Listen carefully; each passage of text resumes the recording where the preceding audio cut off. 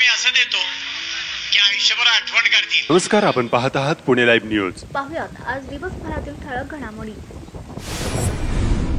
मोई तालुका खेड येथे भंगार दुकानाला भीषण आग लागल्याची घटना शुक्रवारी 4 एप्रिल 2025 रोजी घडली। अग्निशमक बंब घटनास्थळी दाखल झाले असून आग आटोक्यात आणण्यासाठी प्रयत्न रात्री उशिरापर्यंत सुरू होते। मागील पंधरवड्यात कुरुळीमध्ये अशा प्रकारे भंगार गोदामाला मोठी आग लागली होती। त्यानंतर मोईमध्ये शुक्रवारी अशीच घटना समोर आली आहे। खेड तालुक्याच्या सीमेवर असलेल्या कुदळवाडी आणि चिखली भागात अतिक्रमण कारवाई करून सर्व भंगार व्यावसायिकांना हटवण्यात आले। यातील अनेकांनी पिंपरी चिंचवडला खेटून असलेल्या खेड तालुक्यातील मोई भागात आपले बस्तान बसवले आहे। मोठ्या प्रमाणावर भाडे मिळत असल्याने अनेकांनी भंगार व्यावसायिक मंडळींना जागा भाड्याने दिल्या आहेत। त्यामुळे अशा भंगार दुकानांना आगी लागण्याच्या घटना घडू लागल्या आहेत। मोईमध्ये लागलेल्या आगीचे नेमके कारण आणि नुकसान याबाबत माहिती मिळू शकली नाही।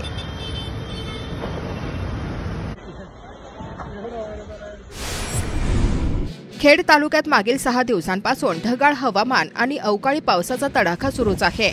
अनेक भागात वादळी वाऱ्यासह आणि विजांच्या कडकडाटासह मध्यम ते मुसळधार अवकाळी पावसाने शुक्रवारी दिनांक 4 एप्रिल 2025 रोजी सायंकाळी देखील हजेरी लावली। राजगुरुनगर चाकण व लगतच्या ग्रामीण भागात शुक्रवारी सायंकाळी 5:30च्या सुमारास वादळी वाऱ्यासह विजांच्या कडकडाटात मध्यम ते मुसळधार पावसाने हजेरी लावली। खेड तालुक्यातील विविध गावांचा परिसर आणि शिंदे वसुली परिसरात शुक्रवारी सायंकाळी 5 वाजता अवकाळी पावसाने अशी दमदार हजेरी लावली।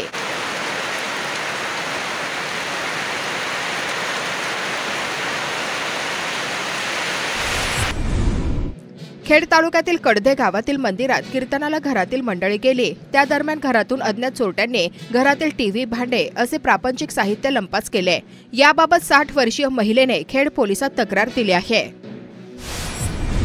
खेड तालुक्यातील कडूस येथील एका बियर बारच्या जवळून अज्ञात चोरट्यांनी दुचाकी लंपास केली आहे। याबाबत चिमाजी बबन खंडागळे वय वर्ष 39 राहणार रानमळा कडूस यांनी खेड पोलिसात तक्रार दिली आहे। खेड तालुक्यातील कोयाळी येथे कोयत्याचा धाक दाखवून आम्ही भाई आहोत, आम्हाला पैसे द्यावे लागतील असं म्हणत एकाला लुटले। या प्रकरणी 2 जणांच्या विरोधात आळंदी पोलीस ठाण्यात गुन्हा दाखल करण्यात आला। संतोष लहू काळे आणि शिवाजी पांडुरंग कोळेकर दोघेही राहणार कोयाळी तालुका खेड जिल्हा पुणे अशी गुन्हा दाखल झालेल्या आरोपींची नावे आहेत। चांगदेव बरकडे वय वर्ष 38 राहणार कोयाळी यांनी आळंदी पोलीस ठाण्यात फिर्याद दिली आहे। मंगळवारी रात्री 11 वाजण्याच्या दरम्यान फिर्यादी हे त्यांच्या राहत्या घरासमोर फेरफटका मारत होते। त्यावेळी गावातील आरोपी काळे आणि कोळेकर हे दोघेही जण तिथे आले। खेड पोलिसांनी बेवारस वाहने मूळ मालकांनी कागदपत्रे दाखवून घेऊन जाण्याचं आवाहन केलंय। ज्या वाहनांचे मूळ मालक येणार नाहीत त्या सर्व दुचाकी वाहनांचा लिलाव करण्यात येणार असल्याचं खेड पोलिसांनी संबंधित दुचाकी वाहनांचे क्रमांक प्रसिद्धीस देऊन कळवलंय।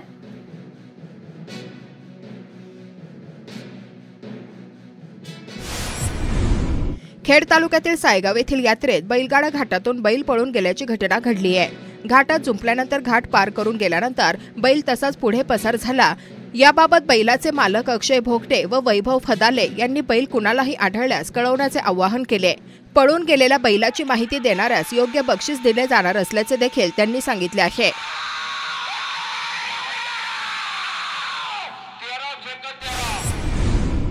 खेड तालुक्यातील शेल पिंपळगाव मोहितेवाडी येथील यात्रेत माजी आमदार दिलीप मोहिते पाटील यांनी गावात 2 यात्रा भरवण्याचा प्रयत्न केल्यावरून विरोधकांना फैलावर घेतले आहे।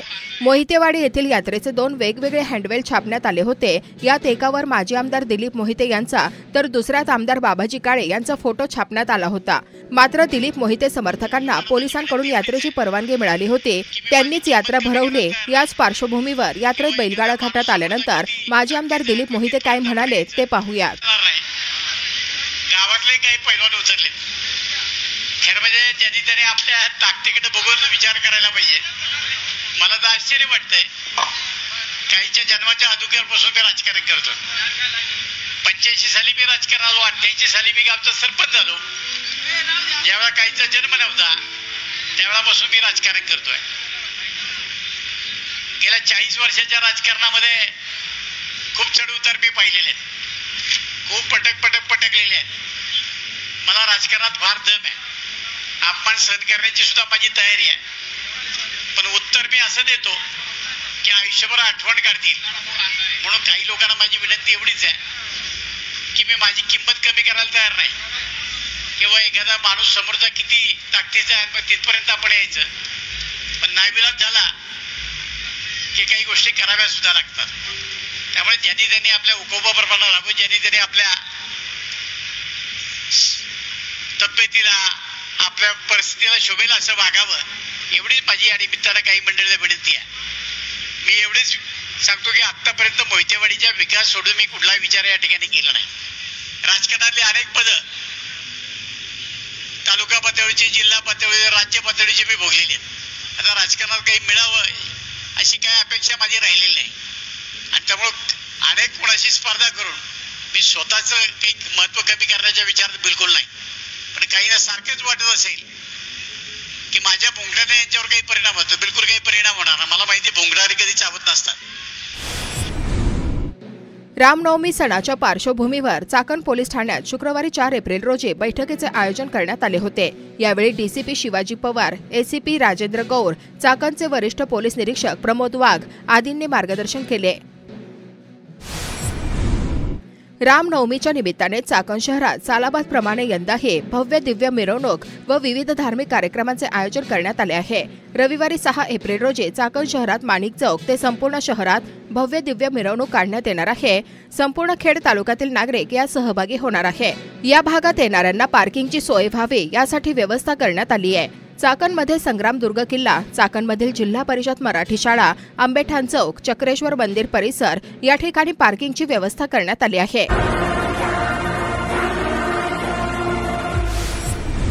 खेड तालुक्यातील पाईट गावाचे रहिवासी असलेल्या एका बड्या उद्योजकाने खरेदी केलेल्या जमिनीचे संपूर्ण व्यवहार तपासण्याचे आदेश महसूल मंत्री चंद्रशेखर बावनकुळे यांनी पुणे जिल्हाधिकाऱ्यांना दिले आहेत. या प्रकरणाची आठवडाभरात चौकशी करून 8 एप्रिल 2025 पर्यंत अहवाल सरकारला सादर करण्याचे निर्देश दिले आहेत. संबंधित कुटुंबांना संरक्षण देण्याचे देखील पोलिसांना निर्देश दिले. याच पार्श्वभूमीवर चाकण पोलीस ठाण्यात वरिष्ठ पोलीस अधिकारी आणि पाईट तालुका खेड येथील पीडित तक्रारदार शेतकरी यांची शुक्रवारी 4 एप्रिल 2025 रोजी बैठक झाली. यामध्ये संबंधित बिल्डरवर कारवाई करण्याचे आश्वासन वरिष्ठ पोलीस अधिकाऱ्यांनी दिल्याचे यातील तक्रारदार शेतकरी यांनी सांगितले आहे. माझं नाव मीरा गुलाब सोनवणे, मुक्काम पोस्ट पाईट तालुका खेड जिल्हा पुणे ह्या गावची मी असून माझ्यावरती ह्या खेड तालुक्यामध्ये पोपट मारुती घनवट ह्या व्यक्तीने ह्या भागातला फार मोठा गुंड आहे. यांनी फार मोठा माझ्यावर अन्याय केला होता. पण त्या अन्यायासाठी मी गेले 14 वर्षापासून लढते. ही लढाई सत्याची लढाई लढत आहे आणि ह्या सत्याच्या लढाईमध्ये आता माझा विजयाची मार्ग मला मिळालेले आहेत आणि हे सत्य कधी ना कधी सत्यच होत असतं. तर मी मुंबईला अंजलीताई दमनिया ज्या आहेत यांची भेट घेतली आणि भेट घेतल्यानंतर अंजलीताईंनी आमचा विषय त्यांना ते खरं खोटं सगळं कळाल्यानंतर आमचं सत्य आहे ते त्यांनी पाहिलं आणि ते पाहिल्यानंतर त्यांनी डायरेक्ट आम्हाला महसूल मंत्र्यांकडं आमची बैठक लावली आणि बैठक लावल्यानंतर त्या बैठकीमध्ये महसूल मंत्री आपले बावनकुळे साहेबांनी सुद्धा इतकी फास्ट दखल घेतली आमच्यावर अन्याय झाले त्या अन्यायाची. तर बावनकुळे साहेबांनी ऑनलाईन मीटिंग झाली होती सगळी. आम्ही तिथं आताच होतो साहेबांच्या समोर. अंजलीताई पण होत्या, आमचे सगळे शेतकरी पण होते आणि तिथं साहेबांनी सगळी ऑनलाईन मीटिंग होती. तर त्या ऑनलाईन मीटिंगमध्ये सगळे पुणे जिल्ह्यातले जे संबंधित याच्यात संबंधित आहेत हे सर्वजण हजर होते आणि त्यांनी तिथून सगळ्यांना वरून आदेश दिलेला आहे बावनकुळे साहेबांनी की बाबा हे जे काही घोटाळे झालेले आहेत आणि या घनवटी जे घोटाळे केलेत तर हे सगळे बाहेर काढा आणि ह्या बाईला योग्य तो न्याय द्या आणि जेवढे शेतकरी आहेत आमच्या भागातले आपल्या भागातले या आख्यांना न्याय मिळावा. आणि मला एकटीला न्याय मिळून पण फायदा नाही. जेवढ्या अन्याय झालाय ना, माझी इच्छा देवाला एवढीच जेवढ्या खेड तालुक्यामध्ये अन्याय झाला प्रत्येकाची जमीन मिळावी अशी मला अपेक्षा आहे आणि साहेब नक्कीच न्याय देतील. आणि आता पण मी इथं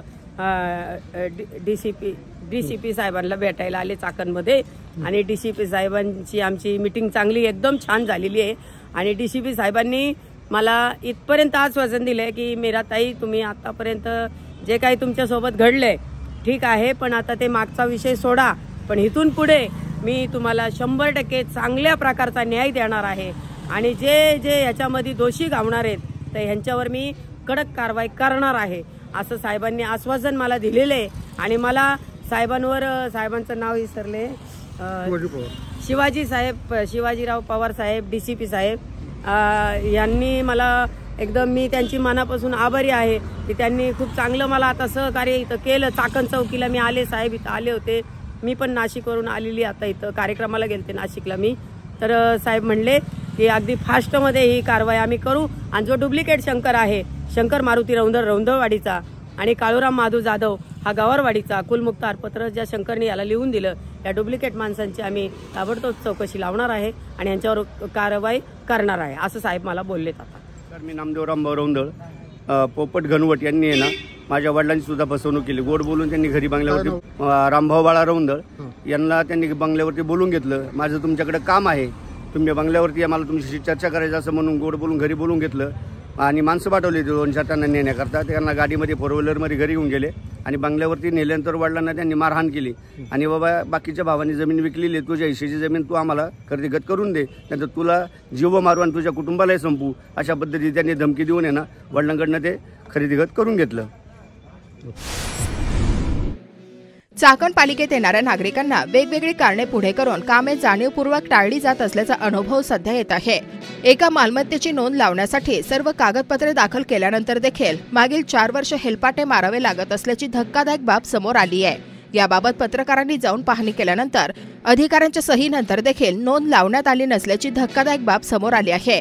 यामागे अर्थकारण असल्याची धक्कादायक बाब समोर आली आहे. संबंधित ज्येष्ठ नागरिकांनी नेमकं काय सांगितलंय ते जाणून घेऊया. भगवान मी जाधव, कुठं राहिला? देशमुखवाडी चाकण. तर कशासाठी आले होते तुम्ही नगर परिषदमध्ये? नगर परिषदमध्ये आमची एक सामायिक बिल्डिंग होती, त्याच्या ती मी खरेदी केली होती, त्याच्या नोंदीच्या चौकशी करणे कामी आलो होतो. कधी दिलं होतं नोंद लावायला तुम्ही? ते साधारण 2-4 वर्ष झाले. 2-4 वर्ष झाली. काय कारण सांगत होते लोक तुम्हाला? त्यावेळेस सांगायचं हा कागद नाही, तुमचं इंडेक्स ओरिजिनल आणा, खरेदी केलं असं काहीतरी सांगायची. आणि आज तागायत ती नोंद लागलेली आणि कागदपत्रांची सगळ्या पूर्तता तुम्ही केलेली. बरोबर आहे. आता तुम्ही जे सांगताय ते आता आम्ही स्वतः सुद्धा पत्रकार म्हणून बघितले कागदपत्र, त्या सगळ्या कागदपत्रांची पूर्तता झालेली आहे. फक्त यांना तुम्ही टॅबला खालून काही पैसे दिले नाहीत म्हणून यांनी काम थांबवले असा आरोप आहे का तुमचा? अशी शक्यता नाकारता येत नाही ना, कारण त्यांनी म्हणायचं अपुरे. मी आज सुद्धा त्यांना विचारलं का काय झालं, नाही म्हणले तुमची कागदपत्र अपुरी आहेत. नंतर म्हणलं तुम्ही मला फाईल दाखवली होती, नाही म्हणले ठीक आहे. आज नंतर आता कागदपत्र तुमची सगळी तिथं पूर्तता झालेली आहे, सगळं दिसून आलंय. आता तिथले जे प्रमुख अधिकारी आहेत त्यांनी तुमची नोंद घालता असं सांगितलंय. तुम्हाला या 4 वर्षात काय त्रास झाला? काय सारख्या बडी मारायला आज या उद्या या, आज सामान्य लोकांना किती त्रास होत असेल त्यांना माहिती नाही. ते आपले येऊन हेलपाटे मारतात बिचारे. चाकण शहरातील अंबेठाण रस्त्यावरील वाहतूक कोंडी, स्पीड ब्रेकरची वानवा, प्राणघातक अपघातांची वाढलेली भीती यावर चाकण पालिकेचे माजी गटनेते व नगरसेवक निलेश गोरे यांनी चाकणचे मुख्याधिकारी यांच्याकडे तातडीने उपाययोजना करण्याची मागणी केली. सिग्नल सुटताना गाड्या तिथं स्लो होतात, त्याचा परिणाम माग असा होतो की पूर्णपणे ट्रॅफिक जाम होत जातो. तो पट्टा मागच्या वेळेस बसले साहेब होते ना, तेवढा असं ठरलं होतं की तेवढा पट्टा म्हणजे डांबरीकरण करून घ्यायचा, पॅच मारायचा तेवढा. आणि इथून तर दावडवाळा फाट्यापर्यंत कमीत कमी आपल्याला 5 स्पीड ब्रेकर पाहिजे. कशासाठी की पूर्णपणे सिमेंट कॉन्क्रीटचा रस्ता आहे, त्याच्यामध्ये गाडी इतक्या जोरात त्याच्यात ट्रेन झाले, इतके ऍक्सिडेंट झाले, इतके लोकांना जगवले रोडला. हा विषय मागच्या डिसिजन झाला होता की आपले जे काही कॉन्ट्रॅक्टर आहेत त्यांना सांगून आपलं ते स्पीड ब्रेकरचं ती छोटीशी कामं त्यांच्याकडून करून घ्यायचं असा विषय. सर आपण 92 लाख रुपयांचं टेंडर केलं होतं साईड पट्टी वाढवण्यासाठी अंबेठाण रोडला दोन्ही बाजूने 1.5 मीटरचं. तर परिस्थिती काय आहे की रस्त्याच्या दोन्ही बाजूने आपली पाईपलाईन आहे पाण्याची आणि इलेक्ट्रिकच्या लाईन ज्या केबल आहेत त्या रस्त्याच्या एकदम कॉन्क्रीटच्या बाजूनेच गाडलेल्या आहेत. तर त्याच्यावर काय झालं की आपण टेंडर केलं आहे, वर्क ऑर्डर पण झाली होती, पण खालचं जे एक्सलिंग करताना मटेरियल काढताना त्याची केबल आणि पाईपलाईन आहे ती फुटती आहे सगळी. तर त्याचा खर्च कुणी करायचा याच्यावरून ते काम थांबलं होतं का. चाकण पालिकेने करवाढीच्या बाबत दुटप्पी धोरण ठेवल्याचा आरोप करत चाकणमधील अनेक व्यावसायिकांनी शुक्रवारी 4 एप्रिल 2025 रोजी पालिकेच्या मुख्याधिकाऱ्यांची भेट घेऊन गाऱ्हाणी मांडली. यावेळी महाराष्ट्र प्रदूषण नियंत्रण मंडळाचे सदस्य नितीन गोरे यांच्यासह शहरातील सर्व व्यावसायिक उपस्थित होते. या बैठकीत नेमकं काय झालंय ते पाहूया. त्या पत्रात त्यांनी उत्तर दिलं की बाबा नगर परिषदने या संदर्भात कर आकारणी का करावी याचं कारण मीमांसा द्या. त्यांनी काही उत्तर दिलं नाही. याला आम्ही पत्रव्यवहार केला. नंतर एप्रिल 2024 नगर परिषदेतून एक उत्तर गेलं.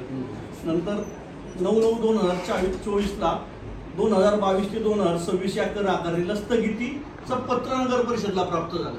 त्यानंतर आम्ही याच्या अगोदर भोसले साहेबांना भेटलो आणि त्यांनी आम्हाला सांगितलं की 2022 ते 26ची कर आकारणी आपण ग्रामपंचायत दराने करू. आता या ठिकाणी सगळे बँक ओनर्स आहेत. तर आता ह्याचं बिल 17 लाखाचं बिल आहे. ह्याच्यावरचं व्याज, इथं सगळे बसलेले बँक ओनर्स आहेत. ह्याच्यावरची व्याज आणि भाडे आकारणी व कर आकारणी ते प्रत्येकाला 10-12 लाख रुपयाची कर आकारणी. आता 2024-25ची कर आकारणी ही तुम्ही ग्रामपंचायत दाराने केली आहे ती आम्ही बऱ्यापैकी लोकांनी भरली आहे. बरोबर ना योगेश? ह्यांनी भरली, मी भरली, सगळ्यांनी भरली. पण आमचा 2022-23 ते 23-24चा जो विषय हा प्रलंबित आहे. तर त्या संदर्भात शासन निर्णय 2022 ते 2026 जो स्थगितीत झालेला आहे. तर आमची मागणी अशी आहे की 2022 ते 26ची पासूनची कर आकारणीची बिलं आम्हाला ग्रामपंचायत दाराने देण्याची आहे की तुमची एजन्सी अमरावतीची आहे. त्यांनाही बऱ्यापैकी विषय माहीत नसतात. आता वेळवी गोल्डे साहेब याच्या अगोदरचे बोरकर साहेबांना आम्ही भेटून आमच्या अर्जाचा निपटारा, माझ्या स्वतःच्या अर्जाचा निपटारा काल तुम्ही केला. चाकण मधील सर्व पदाधिकारी आणि चाकण बँक ओनर्स असोसिएशनचे सर्व आमचे सहकारी या ठिकाणी सन्माननीय नितीन गोरे साहेबांबरोबर सीओ साहेबांना भेटलोय. आमचा ॲक्च्युली विषय असा आहे की 2022-23 ते 2026 पर्यंतच्या कर आकारणीला हा मुख्यमंत्री साहेबांनी स्थगिती आदेश दिलेला आहे. तो स्थगिती आदेश दिनांक 9/9/2024 रोजी प्राप्त झालेला आहे आणि या संदर्भातचा संपूर्ण पाठपुरावा सन्माननीय नितीनजी गोरे यांनी केलेला आहे आणि त्यांच्यासोबत नगर परिषदला हा स्थगिती आदेश प्राप्त झालेला आहे. तर नगर परिषदला आमची विनंती होती की 2022 पासूनचा ते 2026 पर्यंतच्या कर आकारणीला स्थगिती असल्यामुळे 2022 पासूनचा जो कर आकारणीची बिलं आहेत ती ग्रामपंचायत दाराने देण्यात यावी. आम्ही भरण्यास तयार आहोत. कारण बँक ओनर्सना सगळ्यांना भाड्यावर करार असल्यामुळं ते जवळ कित्येक लाखात तो कर जात आहे आणि त्या संदर्भात नगर परिषदेकडून आम्हाला सहकार्याची अपेक्षा आहे. या संदर्भात माननीय मुख्यमंत्री साहेबांबरोबर चाकणकरांना कर रचनेच्या स्थगितीला नितीन गोरेंचं काम अतिशय कौतुकास्पद आहे आणि त्यांनी या संदर्भात नागरिकांना मदत केलेली आहे. त्याबद्दल मी नितीन गोरेंचं सगळ्या चाकण बँक ओनर्स असोसिएशनचा प्रतिनिधी या नात्याने मी त्यांचं मनापासून अभिनंदन करतो आणि आभार व्यक्त करतो की त्यांचं सहकार्य आम्हाला यापुढे असंच चालू राहील. या ठिकाणी योगेशजी देशमुख, अशोक शेठ बारावकर, त्यानंतर भाऊसाहेब मेदनकर, विकास शेठ काळे, सतीश शेठ बारावकर, सर्व बँक ओनर्स असोसिएशनचे पदाधिकारी या ठिकाणी उपस्थित आहेत. या सर्वांची नगर परिषदच्या प्रशासनाला विनंती आहे की आम्हाला सहकार्य करावं. आम्ही कर भरण्यास तयार आहोत. धन्यवाद. चाकण MIDC टप्पा क्रमांक 5 मधील शेतकऱ्यांना परतावा जमीन वाटप करण्यासाठी चाकण नगर परिषदेत 1 एप्रिल ते 10 एप्रिल 2025 असे तब्बल 10 दिवसांचे शिबिर आयोजित करण्यात आले आहे. या शिबिरास टप्पा 5 मधील शेतकऱ्यांचा मोठा प्रतिसाद मिळत आहे. या भागातील अनेक शेतकरी परतावा व अन्य समस्यांबाबत अधिकाऱ्यांकडे गाऱ्हाणी मांडत असल्याचे चित्र पाहावयास मिळत आहे. शुक्रवारी 4 एप्रिल रोजी देखील शेतकऱ्यांची येथे मोठी गर्दी झाली होती. नमस्कार, आपण पाहत आहात पुणे लाईव्ह न्यूज.